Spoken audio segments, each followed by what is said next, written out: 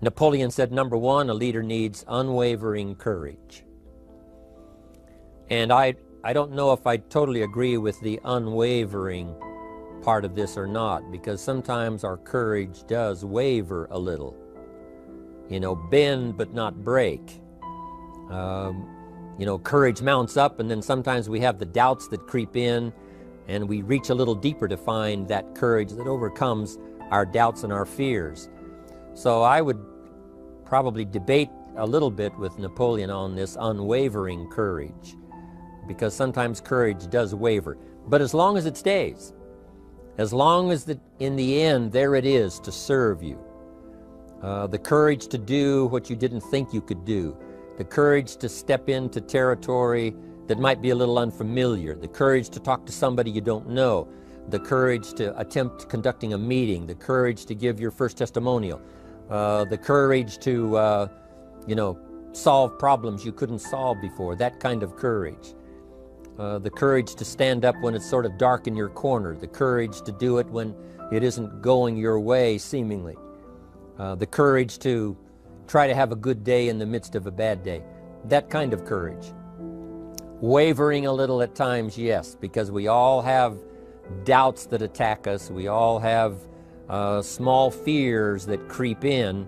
That is the nature of life. But that's what faith is all about. That's what courage is all about. To serve us when our doubts will not serve us well. Faith to overcome fear, and courage to overcome our doubts. But that is a good quality, a good attribute for a leader, and that's unwavering courage. Second, Napoleon said, self-control. That, of course, is the very essence of life itself, is self-control. Because we all have this warfare going on. You know, it's going on in the world, the warfare between liberty and tyranny. In our own body, the warfare between health and illness, the struggle is on. The struggle between light and darkness, the struggle between good and evil. I call it opposites in conflict. And as soon as you're born into the world, as soon as you find yourself and discover yourself on this spinning planet headed somewhere, you know that this exists. To be a civilized society, we must drive the dark side of our nature into a small corner and let the positive side flourish. Early, we must learn to exercise self-control. Power is a wonderful thing, but it must be exercised properly. It must be exercised to benefit and not to destruction. So self-control is certainly necessary to be a strong leader, so that you can become the best example. The example of having your temper well managed, to having that dark side of your nature under control. The best example of choosing wise words and not being careless, that kind of control. Control of your appetite, control of your desires, so that they fit into the positive side of life and not the negative side. Self-control, very important. Then he said a leader must have a keen sense of justice. How very true.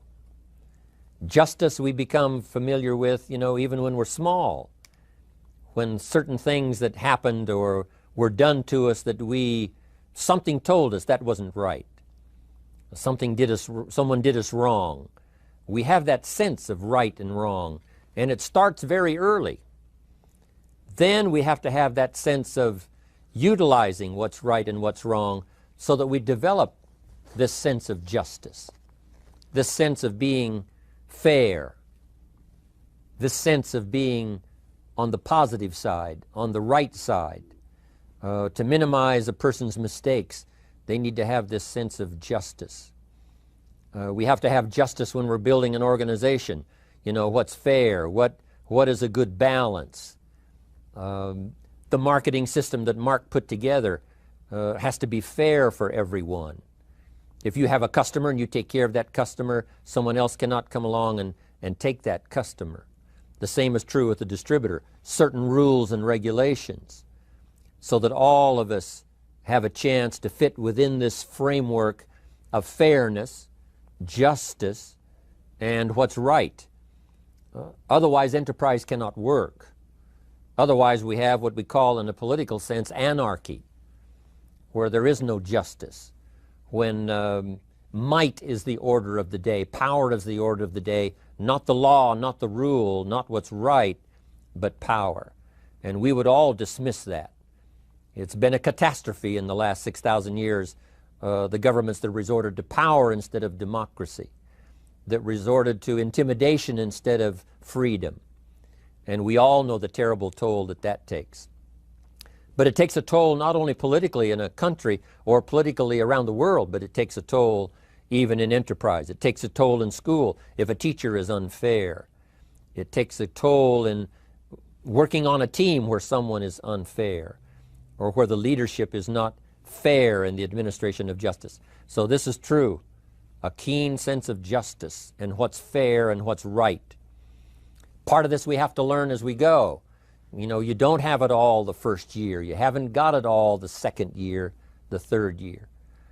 After all the years that I've, been around, both as a human being and as a business person, we're still, even at these years, trying to decide what's best, what's fair, what's right, to give balance to our life and to build on a firm foundation for the future. So I agree with Napoleon. Good idea. A sense of justice. Here's another one, he said, definiteness of decision. Indecision is the thief of opportunity. If you don't decide, the opportunity could slip away. If you don't decide what you're going to do today, the day could get away and you're not very effective. I talked about in my recent travels about time management. And here's one of the best ideas of time management. Don't start the day until you have it finished. Is it possible to finish the day before you start it? And the answer is yes. If you don't finish it to the best of your ability, have some idea, some good plan, sure enough, the day escapes. And in the morning you say, let's see, what should I do now? In the afternoon you say, hey, time's getting away from me, what should I do now? And now most of the day is lost.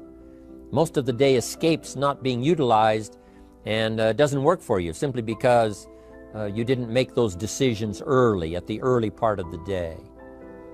The decisions we make in the early part of our life sometimes last for a lifetime. The early decisions that you make about what you're going to do with your life as far as Herbalife is concerned, those decisions are vitally important. If you neglect them and don't make them, sure enough, the time passes and the opportunity sometimes is diminished, and sometimes you spend a lot of time now catching up simply because you didn't make those early decisions. So it's the decisions at the first of the day, it's the decisions at the early part of the month, it's the decisions at the early part of the year that greatly determines what kind of year you're going to have. The decisions you make in the early days of your marriage, sometimes those are the decisions that affect the marriage for a lifetime. The decisions you make at the first chance you see opportunity, those decisions, what you're going to do with it, how far you're going to take it, what it's going to be meaning to you in the years to come. Those early decisions are vitally important. Then we need decisions to correct poor decisions, to overcome our mistakes. It's possible, of course, for all of us to make unwise decisions. And at the end of 1 year, at the end of 1 week, 1 month, or at the end of a few years, we say, that decision cost me too much. Cost me a lot of time, cost me a lot of money, cost me maybe a good relationship, cost me a chance to be productive. But as long as you're alive, there's still a chance to use new decision power to correct the mistakes of decisions that were bad in the past. All of us have the opportunity to do that, but I think Napoleon was right here too. You got to be definite in making decisions so that the opportunity doesn't pass you by. Take advantage. Here's the next one. Napoleon Hill said, a good leader has definite plans. How important that is. And of all the years, I think, to cash in on Herbalife's momentum and make some plans for the future, this has got to be one of the greatest years.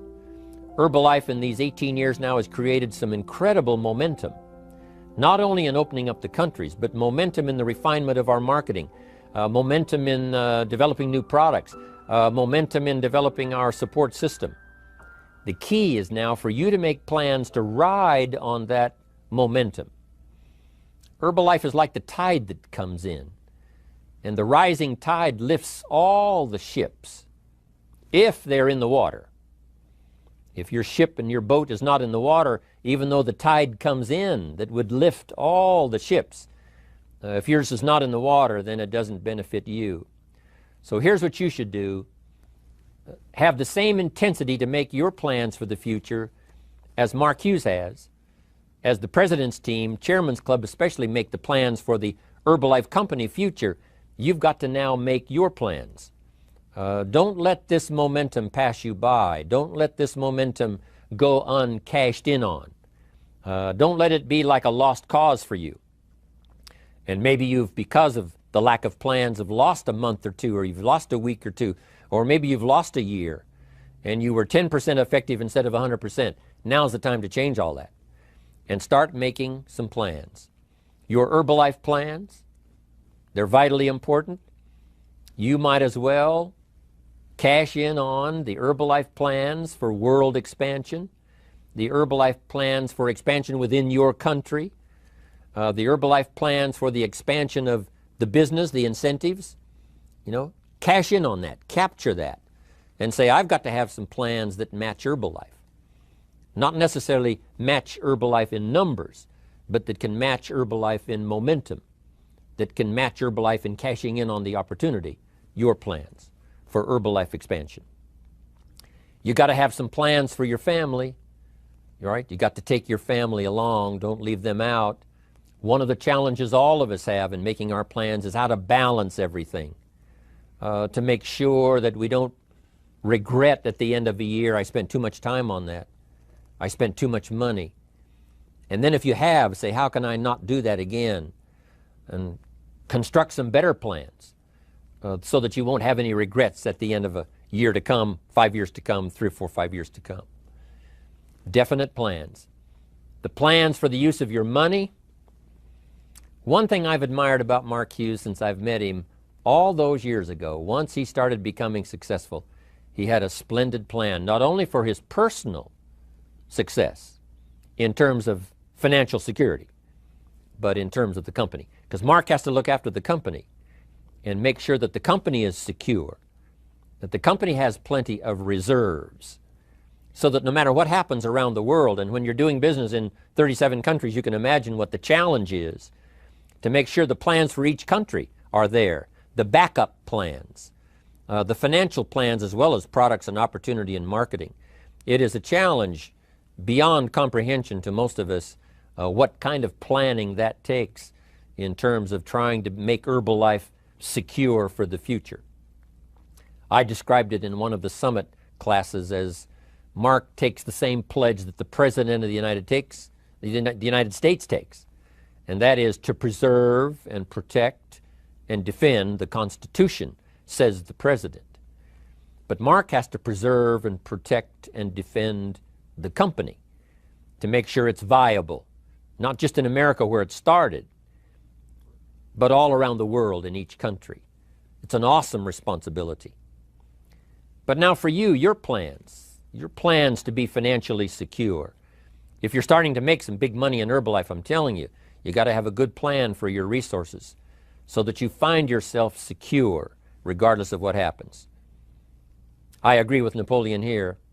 You got to have good plans. One more on plans, and that is the plan for your personal development. The plan to be better this year than last year. The plan to take the classes, attend the workshops, do everything you possibly can to show personal progress, not just financial progress, not just the progress of having one more car or one more home, but the progress of personality, the progress of communication skills, the progress of recruiting skills, the progress in how to deal with people, progress in using your influence so that it multiplies its power by 5 by 10 versus what it used to be. You need those kind of plans. A plan for personal growth, personal development, a plan to be all that you can possibly be in the years to come as you develop your Herbalife business and your life business and your family business, all of that. Got to have good plans. Next, Napoleon Hill had a good saying. It was something my father had and passed it on to me as a good philosophy. And here's what he said. A good leader has the habit of doing more than what he gets paid for. What an incredible philosophy this is. The habit of doing more than you get paid for. It's what we call the service that you put out like seeds in the ground that doesn't bring the harvest immediately, but the harvest is yet to come. It's called like putting out the capital in capitalism. Doing more than you get paid for means that you're getting ready for the next move up. Because if you do more than you get paid for, you've made an investment. The average person might think if I do more than the company requires, then they're ripping me off. I'm not getting paid for that extra time, that extra attention. But you must not view it that way. You must say, I'm getting there a little earlier, staying a little later, as an investment in my own personal future. Because I want that kind of reputation. I want that kind of philosophy to work in my life. Do more than you get paid for. And this philosophy works incredibly well in Herbalife. You make the Herbalife sale of the Herbalife products. Now you must do more than you've gotten paid for. Right? They've got the product, you've got the money. But you can't stop your investment there. Now you must develop the investment in time, effort, and energy in turning that new customer into a testimonial. And sometimes that's the most difficult work, the work after the sale. Because the sale might be fairly easy. Someone says, hey, I've been looking for this product, I need it, here's my money. But now you've got to stay with them, make sure they don't just buy the product, but that they use the product. And that they don't just use the product, they keep using the product. That's the work after the sale. But if you learn to make that kind of an investment and do more than you get immediately paid for, the payoff in the future can be fantastic. Because as we all know in Herbalife, what really pays off is not a sale of the product. What really pays off is a testimonial. A testimonial that gives you more sales than you can keep up with.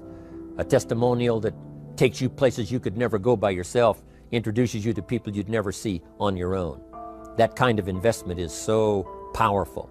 So you do more than you get paid for up front. It's happened for me, making the investment. When I first started lecturing 36 years ago, I talked to high school classes, college classes, service clubs, and I gave it all away. I went and talked for free. Someone said, Mr. Rohn, would you come and do this breakfast talk? I said, sure. Could you do this luncheon talk for this service club? I said, of course. And all of that in the beginning was for free. Primarily because I'd made my fortune, I didn't need the money, but I did it for free, but look what it's made for me by giving that kind of service in those early days. And finally it led to business and led to an enterprise. And I was giving the seminar all those years ago here in Los Angeles, and Mark Hughes was in my audience. So what you don't get paid for, don't worry about that. Just render the service with the vision of the future that it'll come back multiplied if you have this kind of habit, this kind of philosophy. Next, Napoleon Hill talks about personality. You need a pleasing personality. There's many parts to your personality. One is your working personality. The kind of behavior, the kind of attitude that you need, especially in the public. Some things you can kind of get by with, being a little careless, maybe in private, but in public, where it counts so much in your paycheck, it counts so much in building your business for the future, your own personality. But here's what you also must remember. You develop your personality in private so that it serves you well in the public. Sometimes we get the mistaken idea, I can be careless with just these few and be more careful when I have 1,000. But see, that doesn't work that way. Careless with a few, sure enough, that will creep into your presentation for 1,000 people. Here's the best practice, and the Herbalife opportunity in our marketing systems gives you the best chance to do that. The influence you have one-on-one, that's what really counts. You say, well, I'm only talking to 2 people, it doesn't matter much. That's when it really matters. Because if you'll practice well there, using your personality, using your influence, to get someone's attention, to get them to listen, to get them to participate, the kind of personality that someone says, I'd like to be around this person. They're unusual. They're not like the average person I meet on my everyday experience. That kind of personality. But you've got to practice it behind the scenes. You've got to practice it one-on-one. And if you're effective one-on-one, 1-on-3, 1-on-5, I promise you, that will get you ready to now perform with the kind of personality, the kind of charisma that wins people when you're in front of 500 people, 1,000 people, 5,000. So this is a good point, working on your personality. Here's the best gift you can give someone, and that's the gift of attention. Attention is so powerful. When I was a young man, I met Nelson Rockefeller, one of the richest men in America at that time. He's gone now, but he was a unique individual, ran for vice president of the United States. And I had a chance to be where he was holding a press conference, and I got close enough so that when he walked out, I had a chance to step up, right, when security was not all that severe in those days, and I had a chance to put out my hand, shake his hand, and say, Mr. Rockefeller, my name is Jim Rohn. And what I remember most was the attention he gave me. With the lights of the cameras around and everybody all around, he looked right at me and said, Jim Rohn, where are you from? I said, Idaho. He said, I really like Idaho. It's one of my favorite states in all of the country. And for just a few seconds, he gave me his attention, shook my hand. I'll never forget the handshake, right? One of those multi-million-dollar handshakes. But I'll never forget that personal attention he gave me, just for a few seconds. It was powerful. Made an impression on me that's lasted until this day. That's why I remember to tell the story. So, same thing you can learn to do. Utilize your personality, utilize your influence, give people the gift of attention. Here's the rest of my list now as we finish up. Next, Napoleon Hill said a leader needs sympathy and understanding. We have to develop that early in our lives. All of our lives, we have to look at those that are less fortunate than we are. Those who need a helping hand, and especially now we learn to look at those who need an opportunity, those who need a change in their health, those who need a change in their life and in their lifestyle. It's this kind of sympathy and understanding that drove Mark Hughes to construct the company. It took that kind of understanding, that kind of sympathy, that kind of deep emotional feeling. Then Mark understood what it meant to be poor. He understood what it meant not to have. He understood what it meant to be short on finances, on resources. He understood what it meant to lack, a full formal education. He knew all of those lacks. And instead of crying about it, he said, what I will do is change it for myself, and then I'll help other people that have the same challenge. Lack of education, lack of the money, lack of the resources, lack of good health, faced with all kinds of difficulties they can't solve. I'll get mine solved, and then I'll be strong enough and have the skills to where I can help other people. That kind of leadership quality is so powerful. That kind of understanding. Here's the next one. A leader must have, Napoleon said, a mastery of the details. How very true. All can be lost with just a couple of missing details. On the trip to the moon, everything has to work, right? There's several thousand moving parts. There's several thousand pieces to the project of getting to the moon and coming back, and all of them have to work. You can't have 10% of them working, 90% or 80%. They've all got to work. And then there's the backup systems for something if something goes wrong to back it up. That kind of mastery of detail is so vitally important. But here's what else to remember as far as Herbalife is concerned. The drama is in the details. Someone says, I lost 30 pounds. Well, 30 pounds is 30 pounds, but that's not the drama. The drama is, where were you before you found Herbalife? How did you feel? What kind of circumstances? Now someone begins to give us some of the details. And then after they've lost the weight, now how they feel, now their self-confidence has been restored. Now they feel better about themselves. The drama is in the details. But this is also important in the details of your day, the details of your business, the details of good communication. Master the details. Good advice, Napoleon Hill. Now here's the next three. Willingness to assume full responsibility. All of us have been taught that, especially these Herbalife years, to take full 100% responsibility. Mark Hughes says, what happened to me might not have been my responsibility, but what I do about it is my full responsibility. I've had some things, some people did me wrong. In his first couple of business experiences, he was done wrong. Some people ran off with the money. He was left holding the bag. But he said, that's what happened. And I was not responsible for what happened. But I am responsible for saying to myself, now, what am I going to do about what's happened? If a hailstorm destroys the farmer's crop, he wasn't responsible for that. But his responsibility now begins when the hailstorm is over, when he asks the question of himself, what should I do now?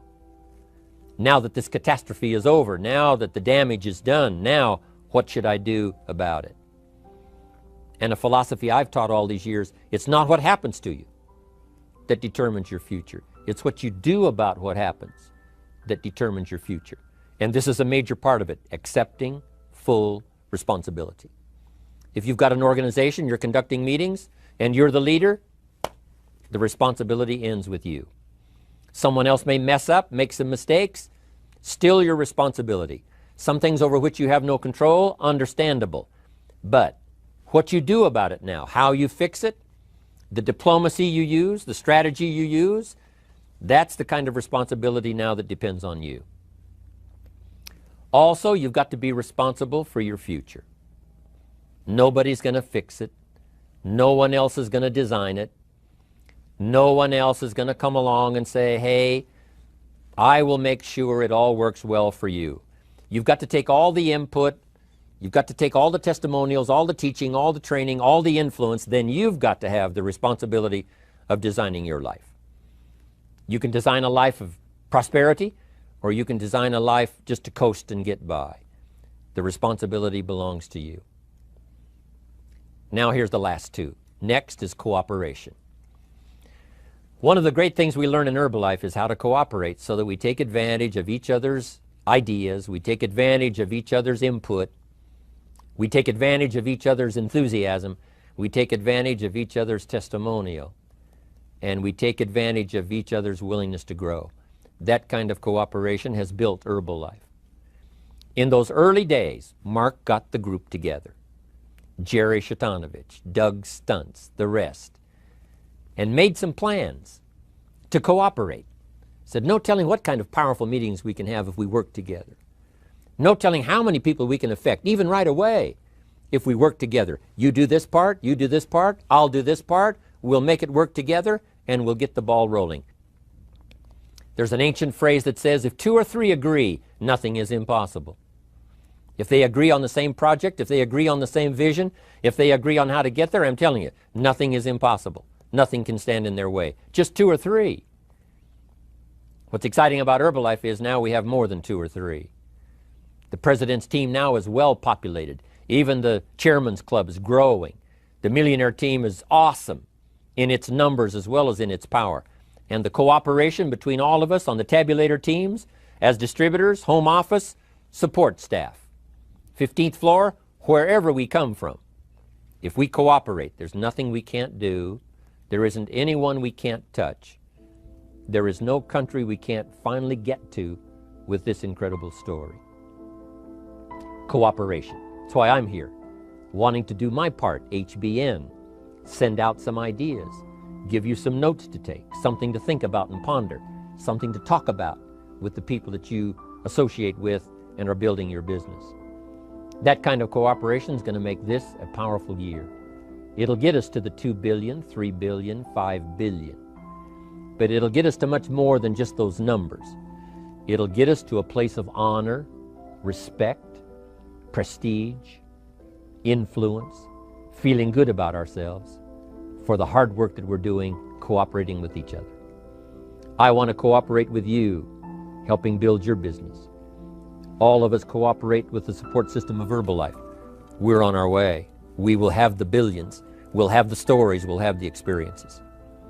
Now here's the last one. Napoleon Hill said, a major attribute of leadership is vision. Vision is in many parts. One, a vision for your own course to follow. A vision for you, for yourself. A vision for your financial future. A vision for your health. A vision for your wealth. A vision for you to latch onto and make something out of. A vision for your family. Because vision must now lift others as well as ourselves. Guess what our family is counting on?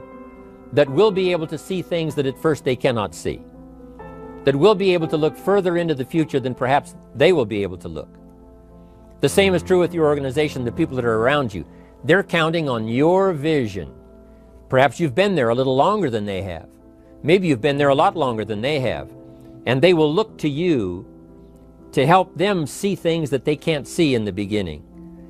And if you will do that, develop that attribute of leadership, I'm telling you, you'll have such a dramatic effect on your organization, it will be unbelievable. A vision for yourself, a vision for your family, a vision for your organization, a vision for the people that you're close to. The old prophet said, without vision, we die. We perish. Unless we can see into the future, life loses its meaning. Unless we can look further than just where we are at the moment, then we have no reason for faith, no reason for activity. But if we'll develop this skill, beyond any other skill, I'm telling you, it will help us touch people because they'll want to be around us because we have this look into the future. Not only the short-range vision of what we're going to do this week, this month, this year, but the long-range vision like Mark has, taking us to the 5 billion. You can have a vision that will take your organization into the future and bless everybody with success.